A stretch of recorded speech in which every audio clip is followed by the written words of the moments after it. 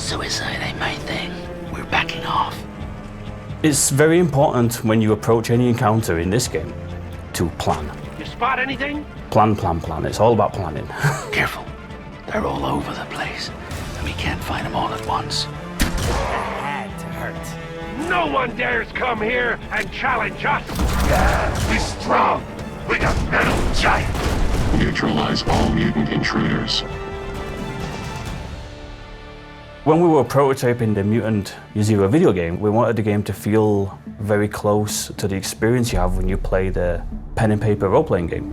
And that's when we landed on the real-time and tactical approach. The tactical approach is our version of the pen and paper rolling the dice, and the real-time is our version of you exploring ruins and look for items that you can use. Then you may come across an enemy encounter, and you'll fight some people. The air stinks like mutants. Not just any mutants, stalkers. A typical encounter is that you will approach a group of enemies, then you will usually sneak around for a bit. The attention circle is going to represent what they can see and what they can hear. Check that guy out. You see him? Head like an infected mushroom. He's one of the Nova sect. Stealth in our game is about intel gathering. Gathering as much information as you can about the enemies you're about to face, so you feel like you can prepare yourself to take them on. Hear my voice within your heads. And then once you know what kind of enemies are here, then you'll probably look at your mutation loadout and make sure that you've got the most optimal mutations equipped. Different combinations of these mutations will allow for different types of benefits. So for example, if you've got the Dux's Mothwings mutation, which allows you to fly, then you best equip a passive mutation which allows you to get a super high critical chance from high ground.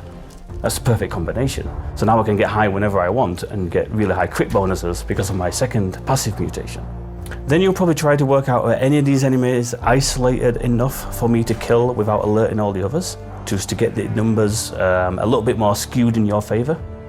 And also you might want to position a character to be on high ground before you even start combat so that you know he's got some bonuses on his mutations that allow for high ground bonuses. Then you'll look at the enemies that are left and go, well, I know that this particular enemy unit it can be really, really dangerous if left to run free. So I might want to use a mutation which will lock him in place and deal lots of damage to get rid of him straight away. Or maybe this other enemy unit, if they get a turn, they'll call for extra help, and I'm not really equipped to deal with extra numbers right now, so I need to take that one down first. So it becomes a case of studying the playfield and figuring out your strategy before you press your ambush button. And then when you're in tactical, it's all about trying to make your plan work. And if it doesn't work, then thinking on your feet and trying not to use up all your grenades because they're quite expensive to buy, and trying not to take too much damage because medpicks are also quite expensive to get yourself health back. So it's a game which emphasizes planning more than most games. And I think that's part of our strength, that it's a game which demands that you approach situations in a clever way, because if you're not clever, you'll just be punished.